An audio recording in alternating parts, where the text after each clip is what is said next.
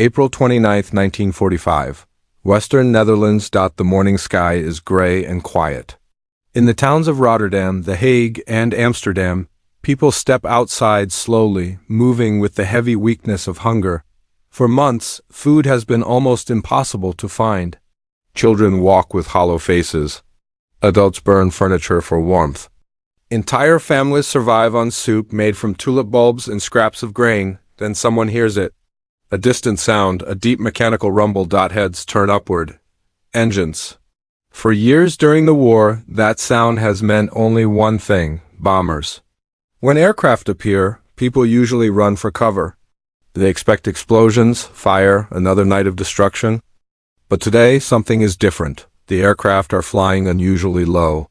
Hundreds of civilians watch silently as the dark shapes grow larger in the sky. Huge four-engine bombers move slowly across the horizon. And then the bomb bay doors begin to open. People brace for the worst. Instead of bombs, wooden crates begin falling from the aircraft. Inside them are sacks of flour, cans of meat, powdered milk, and chocolate. Across the starving streets below, civilians begin to cry, because for the first time in years, the bombers have come not to destroy them, but to feed them. When the Second World War began in September 1939 with the invasion of Poland, few Europeans imagined how completely the conflict would transform everyday life. The war was not only fought with tanks, aircraft, and armies, it was also fought through supply lines, agriculture, transportation networks, and food. As the conflict expanded across the continent, the German war machine steadily occupied large portions of Europe. Countries such as France, Belgium, and the Netherlands were pulled into a vast military system controlled by the German state. Farms, factories, and railways became part of a wartime economy designed to support the German army. One of the countries most affected by this occupation was the Netherlands. On May 10, 1940, German forces invaded the neutral nation. Within 5 days after the devastating bombing of Rotterdam, the Dutch government surrendered. The country remained under German occupation for nearly 5 years. During that time, the civilian population lived under strict controls. German authorities regulated industry, transportation, and food supplies. At first, life remained difficult but manageable. Food distribution was organized through ration cards, and although shortages existed, most people were able to survive. But as the war continued, conditions slowly deteriorated. By 1944, the situation across Europe had begun to shift dramatically. Meanwhile, the Soviet Union was advancing from the east. Germany was losing ground on every front. The occupied territories became increasingly strained as the German military struggled to maintain control while supplying its own forces. In the Netherlands, tensions reached a critical moment in September 1944. As Allied armies advanced rapidly through Belgium during Operation Market Garden, the Dutch government in exile encouraged railway workers to strike in order to disrupt German transportation. The strike succeeded in halting much of the rail system, but the German authorities responded with severe retaliation. Transport of food from agricultural regions in the north and east of the country to the heavily populated western cities was deliberately blocked. Barges and rail shipments carrying grain, vegetables, and livestock were stopped. Fuel supplies were also restricted. What followed became one of the worst humanitarian crises in Western Europe during the war. The winter of 1944-1945 became known as the Hunger Winter. Food shortages quickly turned into mass starvation. Major cities such as Amsterdam, Rotterdam, and The Hague depended heavily on transported food. By late 1944, official rations dropped to dangerously low levels. The situation had become catastrophic. Bread disappeared from stores. Potatoes became rare. Meat was almost non-existent. Families sold furniture, clothing, and household goods just to obtain small amounts of food on the black market. As winter deepened, people began burning anything they could find for warmth. Wooden floors were torn out of abandoned buildings. Park benches were dismantled. Thousands of civilians traveled long distances on foot or by bicycle to rural farms in hopes of trading valuables for vegetables or grain. Many returned empty-handed. Others resorted to eating things that had never before been considered food. Tulip bulbs were boiled into soups. Sugar beets meant for livestock were eaten raw. Some people ground dried grass or flour substitutes to stretch small meals. Children were among the most affected. Doctors reported increasing cases of malnutrition, disease, and extreme exhaustion. Hospitals struggled to care for the growing number of patients suffering from starvation-related illnesses. High above Europe, the skies were still filled with war. Allied bomber formations regularly crossed the continent, targeting factories, rail yards, and industrial centers inside Germany and occupied territories. Aircraft such as the heavy bombers of the Royal Air Force and the United States Army Air Forces were symbols of overwhelming military power. For civilians on the ground, the sound of approaching aircraft usually meant destruction. Bombing raids had devastated many cities across Europe, but as reports of the Dutch famine reached Allied leadership, a difficult question began to emerge among military planners. Could those same bombers, machines built for war, be used to save lives instead? The answer to that question would soon lead to one of the most unusual and humanitarian air operations of the entire Second World War. By the early months of 1945, the war in Europe was entering its final phase. Allied forces were advancing from the west after crossing the Rhine. Soviet armies were pushing relentlessly toward Berlin from the east. German resistance was weakening across multiple fronts. Cities lay in ruins, rail networks were shattered, and the German war economy was collapsing under constant pressure. Yet, in the western Netherlands, millions of civilians were still trapped behind German lines. Despite the approaching end of the war, food shortages had become even more severe. Transportation networks remained disrupted. Reports of starvation began reaching Allied intelligence through resistance networks, underground couriers, and neutral humanitarian organizations. Messages described children collapsing in the streets, elderly civilians dying from malnutrition, and entire neighborhoods surviving on dangerously small daily rations. Medical experts warned that if the situation continued through the spring, tens of thousands more people could die. Inside Allied command centers in Britain, the situation began to draw serious attention. Among the senior leaders of the Western Allies was Dwight D. Eisenhower, who was responsible for coordinating the final military operations against Germany. Although the primary objective remained the defeat of the German military, reports of civilian suffering created pressure to act. Humanitarian groups, including representatives from the International Committee of the Red Cross, pushed for immediate relief measures. Dutch officials in exile also appealed to the Allies to find a way to deliver food to the occupied population before the famine worsened. But delivering food into enemy territory during an active war was extremely complicated. Ground convoys would require large military escorts and would likely face German resistance. Naval shipments were also difficult because many ports were still under German control or heavily mined. That left one remaining possibility, the air. By 1945, Allied air forces possessed enormous fleets of heavy bombers capable of carrying several tons of payload in a single mission. Aircraft such as the British Lancaster and the American B-17 and B-24 had spent years striking targets across occupied Europe and Germany. These aircraft were designed to deliver bombs, but technically there was nothing preventing them from carrying something else. The concept began to take shape. Instead of explosives, bomber aircraft could carry food supplies. The cargo could then be dropped over designated locations where civilians could quickly gather and collect the packages. Yet the plan involved significant risks. The Western Netherlands was still occupied by German forces, including anti-aircraft batteries capable of shooting down low-flying aircraft. Bombers normally operated at high altitudes to reduce this danger. For a food drop to work effectively, however, the planes would need to fly extremely low, sometimes just a few hundred feet above the ground, so that supplies would land accurately and avoid damaging the cargo. Flying large bombers at such low altitudes over enemy territory was dangerous even without hostile fire. For the operation to succeed, some form of agreement with German commanders would be necessary. Through neutral intermediaries and diplomatic channels, negotiations began. German authorities in the Netherlands were informed that Allied aircraft might conduct humanitarian food drops over certain areas. In return, German anti-aircraft units would temporarily hold their fire. The arrangement was fragile and informal.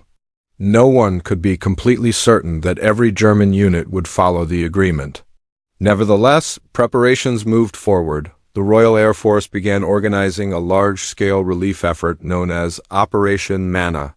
At the same time, the United States Army Air Forces prepared a similar mission called Operation Chowhound. Aircrews who had spent years training for bombing raids now received unusual new instructions. Instead of bombs, their aircraft would carry sacks of flour, powdered milk, canned meat, sugar, and other emergency food supplies. Bomb bays were loaded with wooden crates and large food bags designed to survive impact with the ground. Navigation crews studied maps of Dutch cities and open fields where civilians could gather safely. Resistance groups inside the Netherlands quietly spread information about potential drop zones. Meanwhile, thousands of civilians waited. Many of them had already endured months of starvation, bitter winter temperatures, and constant uncertainty. Rumors began to circulate in the streets. The Allies might soon drop food from the sky. For people who had spent years hearing bombers above their homes, the idea sounded almost impossible. But within Allied air bases in Britain, hundreds of aircraft were already being prepared. Pilots walked around their bombers, inspecting engines and wings as ground crews loaded them with cargo that looked nothing like the weapons they had carried before. Soon, these aircraft would cross the North Sea once again, but this time their mission would be entirely different.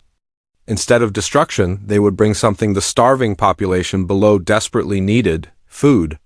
And when the bomb bay doors opened over the Netherlands, the reaction from civilians on the ground would become one of the most emotional moments of the entire war.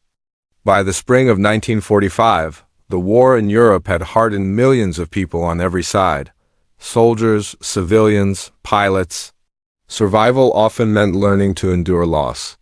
Dimension of the conflict, one that unfolded simultaneously through the eyes of starving civilians.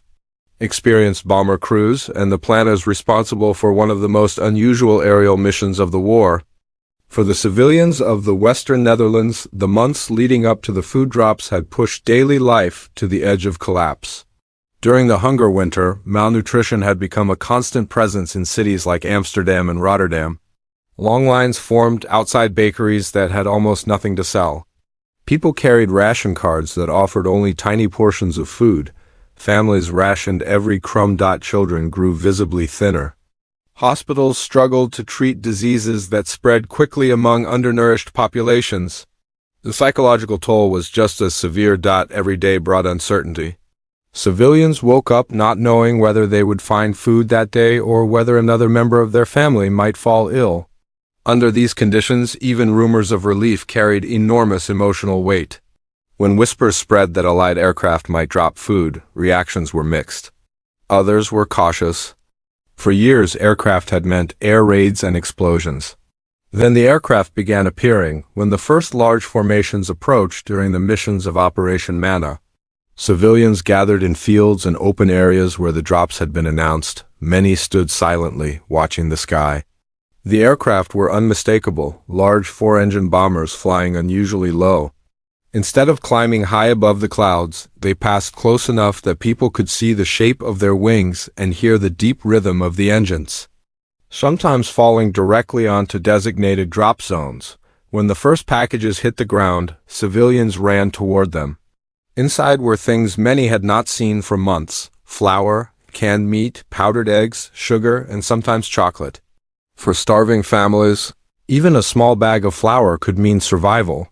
Eyewitness accounts from the period describe people weeping openly as they gathered the food. Some waved at the aircraft above, others simply stood in shock, holding the supplies in their hands. For a brief moment, the sky that had symbolized war became a source of relief. For the bomber crews participating in the missions, the experience was equally unusual. Many of the pilots and navigators involved had spent years flying dangerous bombing raids across occupied Europe and Germany. They were accustomed to anti-aircraft fire, night missions, and long hours over hostile territory. Aircraft used in these missions included heavy bombers such as the Avro Lancaster and American aircraft like the B-17 Flying Fortress. Normally, these aircraft carried thousands of pounds of explosives. For the humanitarian operations, those bomb loads were replaced with food. Pilots received special briefings before the flights. They were told that the population below was starving and that the success of the mission depended on delivering supplies accurately. Flying too high might scatter the food across rooftops or canals. Flying too low could risk damaging the aircraft. The emotional atmosphere inside the crews was different from typical bombing missions. Instead of targeting factories or rail yards, the objective was to help civilians survive the final weeks of the war. Many crew members later recalled seeing large crowds gathered below as they approached the drop zones. Some people waved blankets or flags to signal their presence. Pilots sometimes lowered their aircraft even further to ensure that the food landed where it was needed. For airmen who had witnessed years of destruction from above, the sight of civilians cheering their aircraft created a powerful contrast. Despite the humanitarian purpose of the mission, the operation remained dangerous. The Western Netherlands was still controlled by German forces, and the region contained anti-aircraft guns capable of targeting low-flying aircraft. Bombers participating in the relief flights often flew at altitudes as low as 400 to 500 feet. At that height, they were vulnerable not only to potential enemy fire, but also to mechanical problems or navigational errors. The success of the operation depended heavily on a fragile understanding between Allied and German commanders. German anti-aircraft units had been instructed not to fire on the incoming aircraft during the food drops. But the chaos of war meant that miscommunication was always possible. Pilots had to trust that the agreement would hold. Navigation crews carefully plotted routes that minimized risk while allowing accurate delivery of supplies. Weather conditions also played an important role. Strong winds or poor visibility could scatter food packages or endanger aircraft flying at such low altitudes. Even with these challenges, the missions continued. Hundreds of aircraft crossed the North Sea and entered Dutch airspace in carefully organized formations. Below them waited a civilian population that had endured months of hunger and that now depended on these flights for survival. But the humanitarian operation revealed more than just courage and technical planning. It also exposed unexpected reactions from the enemy forces still occupying the region. Because as the food drops continued, German soldiers on the ground began witnessing the same scenes unfolding beneath the aircraft, and their response added another surprising dimension to the story. As the humanitarian air missions continued over the Western Netherlands, the events unfolding beneath the bombers created moments that few people involved in the war had expected to witness. For several days in the spring of 1945, the rigid lines separating enemies began to blur slightly. Allied pilots, Dutch civilians, and German soldiers all found themselves observing the same remarkable scenes, massive bombers delivering food instead of destruction. The missions revealed not only logistical ingenuity, but also surprising reactions from the very forces that had once defended these skies with deadly determination. By April 1945, German military authority in the Netherlands was already under immense strain. The German war effort was collapsing across Europe. Allied armies were approaching from the west, while Soviet forces were pushing toward Berlin. Communications were unreliable, supply lines were broken, and many German units were exhausted after years of fighting. Within the occupied Netherlands, German troops were fully aware of the worsening famine among the civilian population. Even though the occupation government had enforced strict controls on transportation and food supplies following the Dutch railway strike, many individual soldiers could see the visible consequences of those policies. Civilians walking through the streets were clearly malnourished. Children appeared thin and weak. Long lines formed anywhere small amounts of food might be available. When negotiations began to allow humanitarian flights, the agreement required German anti-aircraft units to temporarily hold their fire while Allied bombers crossed specific corridors. These negotiations involved the German military commander in the Netherlands, Johannes Blaskowitz. Although Germany remained officially at war with the Allies, the situation had reached a point where limited humanitarian cooperation became possible. The agreement did not represent a full ceasefire, but it created narrow windows during which Allied aircraft could enter Dutch airspace to deliver food. As the bombers appeared overhead, German soldiers stationed near the drop zones often watched the same scenes unfolding as the civilians. Huge aircraft flew low across the countryside. Bomb bay doors opened. Supplies fell toward open fields where thousands of civilians waited. Some German soldiers reportedly helped maintain order around the drop zones to prevent chaos as starving civilians rushed toward the food. Others simply observed quietly from their positions. For many of them, it was a strange moment in a war defined by relentless hostility. The aircraft above them had spent years bombing German targets across Europe. Yet now those same aircraft were delivering life-saving supplies to the population under German occupation. The success of the missions also depended on careful technical planning. Bomber aircraft had been designed to release heavy explosives, not fragile food supplies.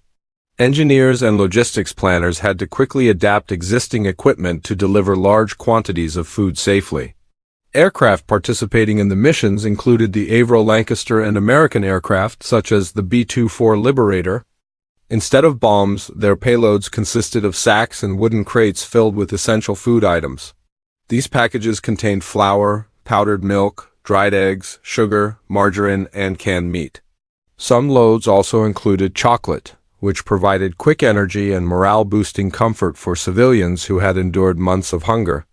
To prevent the food from breaking apart on impact, supplies were carefully packed into strong bags and containers. In some cases, simple parachutes were attached to slow the descent. In other cases, the aircraft flew low enough that the sacks could survive the drop without parachutes. Accuracy was critical. Navigation teams worked with detailed maps showing designated drop zones in open areas such as parks, fields, and airstrips.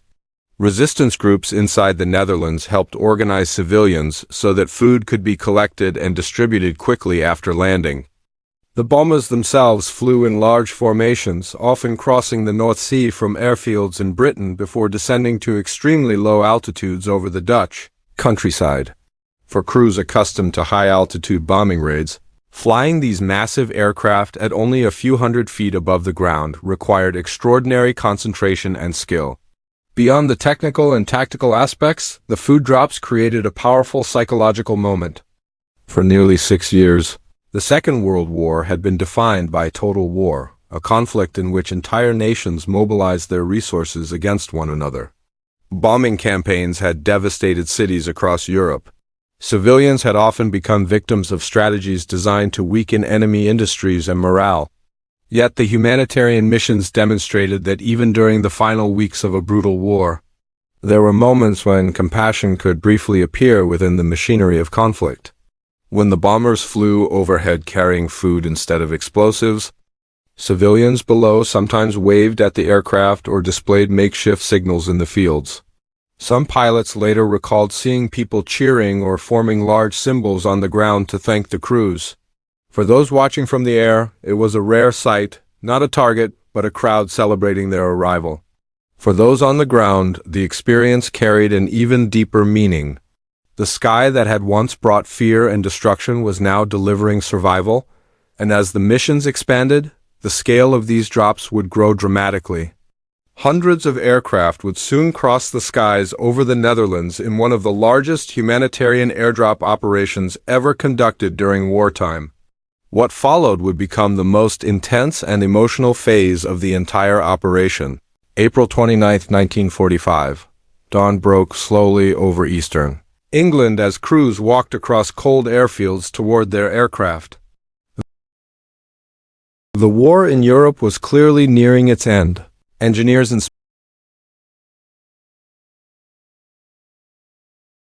inspected engines. Ground crews loaded the final cargo.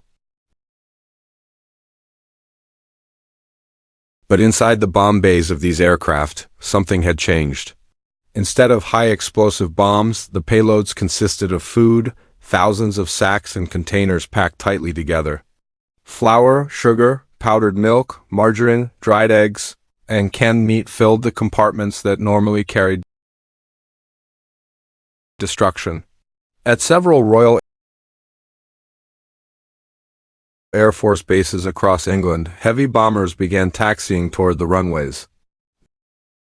Many of them were the familiar four-engine Avro Lancaster, aircraft that had spent years flying deep into enemy territory on dangerous bombing missions. Now they carried a different kind of cargo. One by one, the bombers lifted into the morning sky. Soon, large formations began assembling over the English countryside. Their route would take them across the North Sea toward the western Netherlands, where millions of civilians were waiting in cities that had endured months of starvation during the hunger winter. Inside the aircraft, crews remained cautious, although German commanders had agreed not to fire on the bombers during the relief missions. The arrangement was fragile. Anti-aircraft batteries still existed across the region, and no pilot could be certain that every gun crew had received the same orders. As the aircraft approached the Dutch coastline, the formation began descending. At those heights, they were difficult targets for anti-aircraft guns and enemy fighters. But this mission required something very different to ensure that the food packages landed accurately. The aircraft had to fly extremely low, often between 400 and 600 feet above the ground. For pilots accustomed to high-altitude navigation, the view was suddenly very close. Fields, canals, roads, and buildings passed quickly beneath the wings. Wind turbulence at low altitude caused the large aircraft to shift and sway. Crews concentrated intensely on maintaining formation while avoiding obstacles such as power lines and church towers. As the bombers approached the first designated drop zones near Dutch cities, something unexpected became visible. Large crowds, thousands of civilians had gathered in open fields, parks, and farmland where resistance networks had announced the planned drops. Others simply stood still, staring upward. For many of them, the sound of approaching aircraft still carried memories of bombing raids. But as the bombers drew closer, something unusual became clear. They were flying far lower than any bombing raid. Inside the lead aircraft, navigators watched carefully for the markers that identified the drop zones. Once the correct location appeared below, the signal was given. Bomb bay doors opened, the first sacks fell, hundreds of food packages began tumbling from the aircraft toward the fields below. Because the planes were flying low, the supplies landed with heavy thuds across the designated areas. Then the next aircraft released its cargo, and the next. Soon dozens of bombers were passing over the drop zones in sequence. For months, civilians had struggled to survive on starvation rations. Now sacks of flour and crates of food were falling from the sky in front of them. People ran toward the landing areas. Resistance volunteers attempted to organize the crowds so that supplies could be distributed as fairly as possible. Others remained intact and were quickly carried away for transport into nearby cities. Witnesses later described emotional scenes as families gathered the food. Many people cried openly. For children who had known only hunger during the long winter, the sight of real food arriving in such quantities seemed almost unbelievable. Meanwhile, the aircraft continued flying. Wave after wave of bombers crossed the Dutch countryside. But it was only the beginning. Within days, American forces would join the effort through a parallel operation known as Operation Chowhound. Together, the Allied air forces would launch one of the largest food relief operations ever conducted during wartime. The skies over the Netherlands would soon fill with hundreds of aircraft, and with every passing mission, the amount of food falling from those bomb bays would increase dramatically. For the starving population below, the transformation of the warplanes above them was almost impossible to comprehend. The machines that had once symbolized destruction had suddenly become lifelines. And the most dramatic phase of the operation was still about to begin. In the days following the first successful drops of Operation Manna, the scale of the relief effort expanded rapidly. What had begun as a cautious humanitarian experiment soon turned into a massive aerial operation. Every morning, Allied airfields across eastern England came alive with activity. Ground crews worked through the night loading bombers with thousands of sacks of food.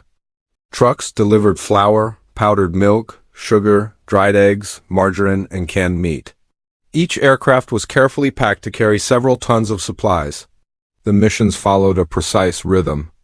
Aircraft took off in waves, assembled into formations over the English countryside, and then crossed the North Sea toward the occupied Netherlands. As they approached the Dutch coastline, the bombers again descended to extremely low altitudes, flying just a few hundred feet above the land. At this height, the aircraft were clearly visible from the ground. The skies that had once carried the threat of bombing raids were now filled with the steady movement of humanitarian flights. Soon another operation joined the effort. The United States Army Air Forces launched Operation Chowhound, using heavy bombers such as the B-17 Flying Fortress and the B-24 Liberator. With both British and American aircraft participating, the number of bombers entering Dutch airspace increased dramatically. Large formations appeared day after day. Sometimes hundreds of aircraft crossed the skies in a single mission. Inside the cities below, civilians quickly learned to recognize the sound of the incoming flights. The deep rumble of multiple engines rolling across the sky no longer produced panic. Instead, it produced anticipation.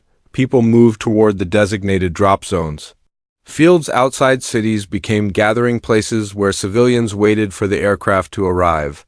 Resistance groups and local volunteers attempted to organize distribution points to prevent chaos when the food landed. From the air, the scenes below were remarkable. Bomber crews could see thousands of people gathering in open spaces. Some formed large circles around the drop areas to keep them clear. Others waved blankets or pieces of cloth as signals to the approaching aircraft. When the bombers passed overhead, the routine repeated itself. Bomb bay doors opened. Food supplies fell.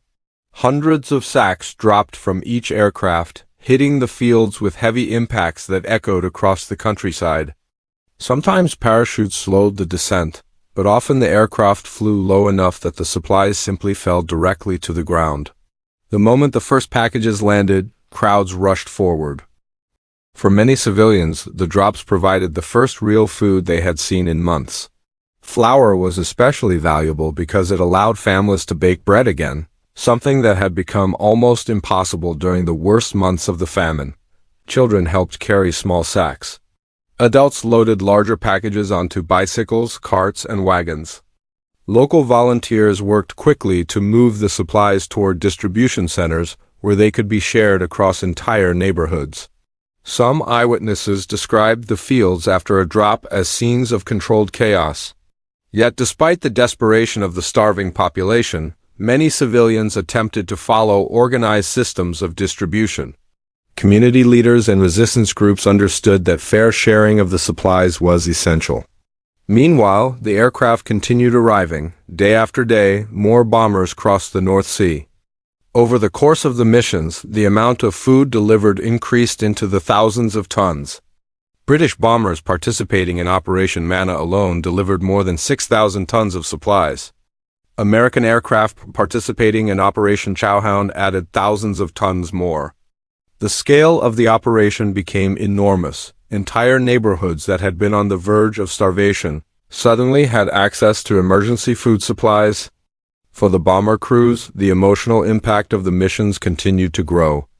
Pilots flying low over the drop zones could clearly see civilians waving at their aircraft. Some crews later reported seeing large messages formed on the ground using cloth or painted signs. These were simple words of gratitude. In a war filled with destruction, it was rare for bomber crews to receive direct thanks from the people below. Even German soldiers stationed in the region witnessed the unusual transformation of the skies. Instead of defending against bombing raids, they watched as the aircraft passed overhead carrying food. For several days, the fragile agreement not to fire on the bombers held. The missions continued without major interference. By early May 1945, the humanitarian airlift had delivered enough food to significantly reduce the immediate risk of mass starvation. Yet even as the final supplies were being dropped, the war itself was reaching its final moments.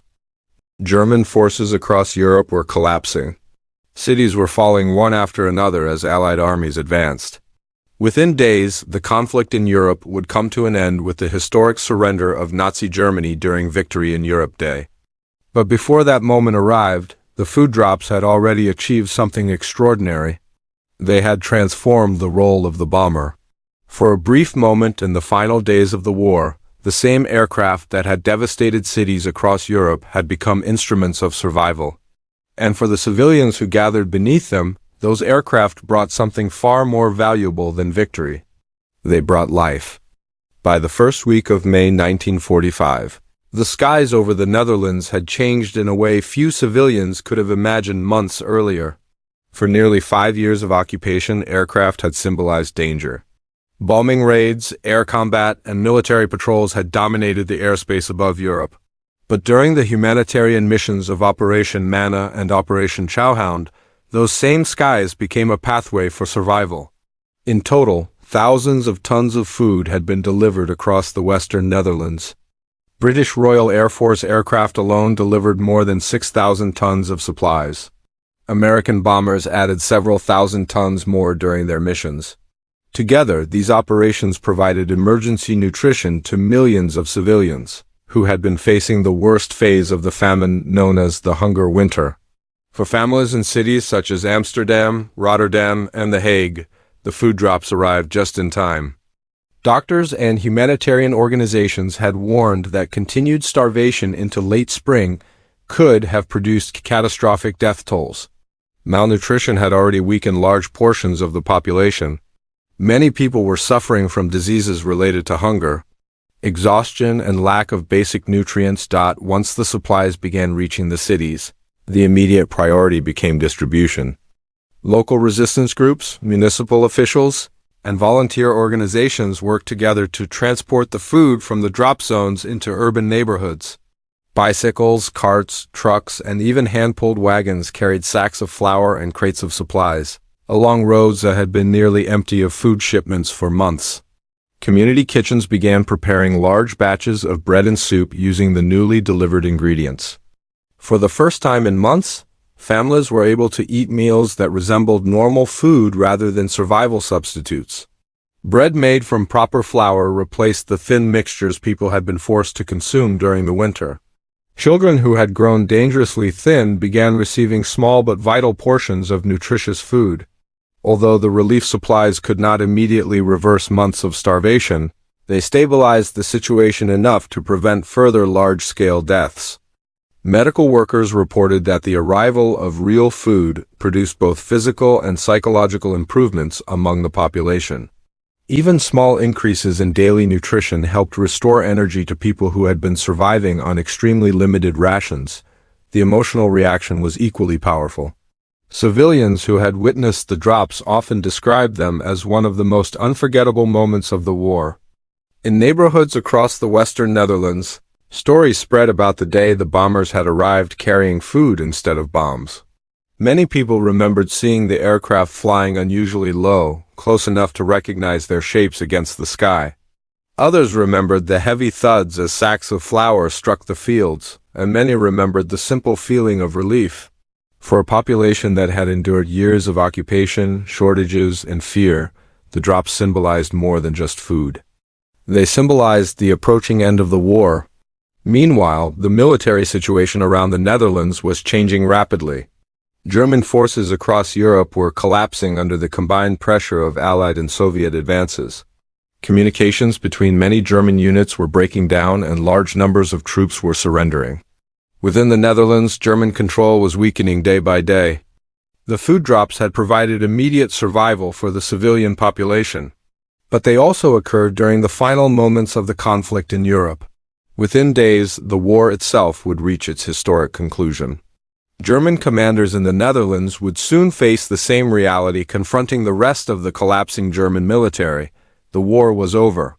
And when that moment arrived, the humanitarian missions that had filled the skies with food would give way to something even more significant: liberation.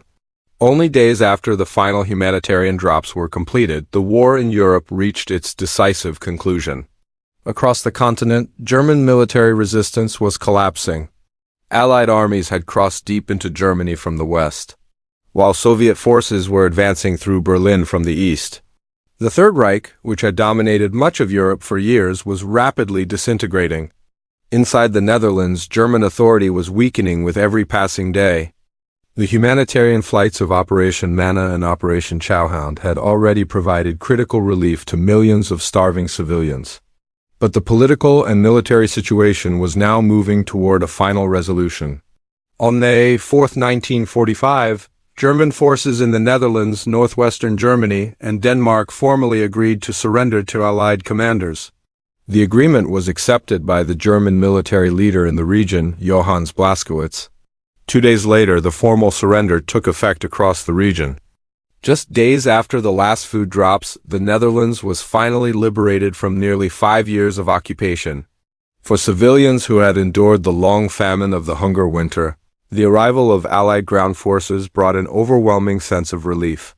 Soldiers from Allied armies entered cities that had suffered through years of hardship, shortages, and political repression. Crowds gathered in the streets as military vehicles rolled through towns and neighborhoods.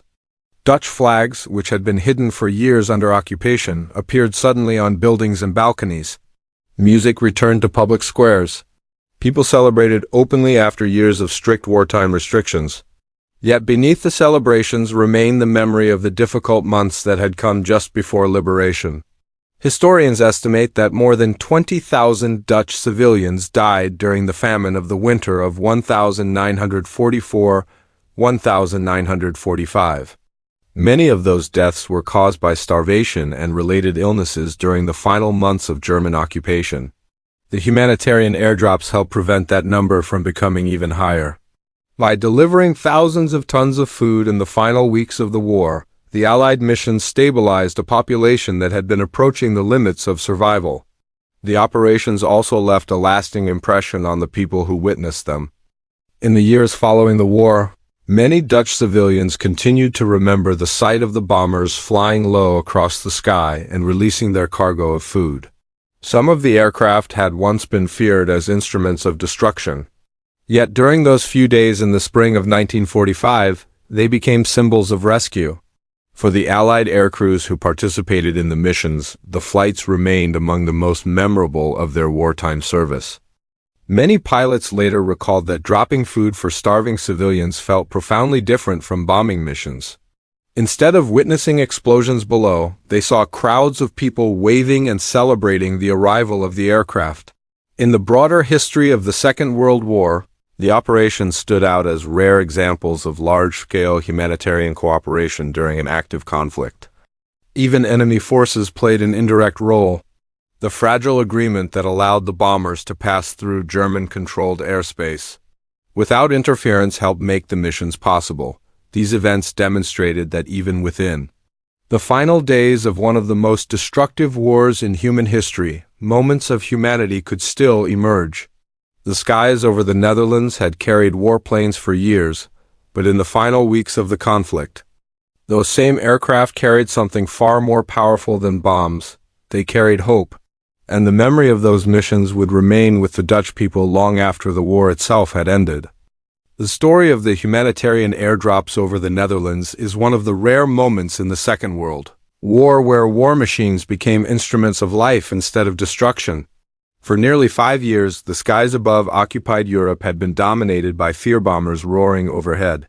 Explosions shattering cities and the constant threat of death lurking in every shadow. Yet in April and May of 1945, those same aircraft carried something entirely different. Sacks of flour, powdered milk, and even chocolate fell from the sky, transforming despair into hope. For civilians who had endured the hunger winter, the arrival of food was not merely survival, it was proof that humanity could endure even amid the most extreme violence. The missions of Operation Manna and Operation Chowhound demonstrated that strategy. Logistics and courage could be redirected toward compassion. Aircrews accustomed to destruction became participants in salvation. Pilots navigated low-altitude flights over enemy territory, risking mechanical failure and potential fire, all to ensure that food reached those who needed it most. The collaboration, even temporary, with German forces, fragile as it was, revealed that even in war, common humanity could prevail. These operations also left a profound psychological mark. For Dutch civilians, the sky became a symbol of life rather than death. For the Allied aircrews, The missions offered a rare glimpse of the human impact of their work, gratitude, joy, and relief replacing fear. And for history, these airdrops serve as a reminder that war is never purely black and white. Even in its darkest hours, acts of mercy are possible. When the war ended days later, the Netherlands had been spared further famine.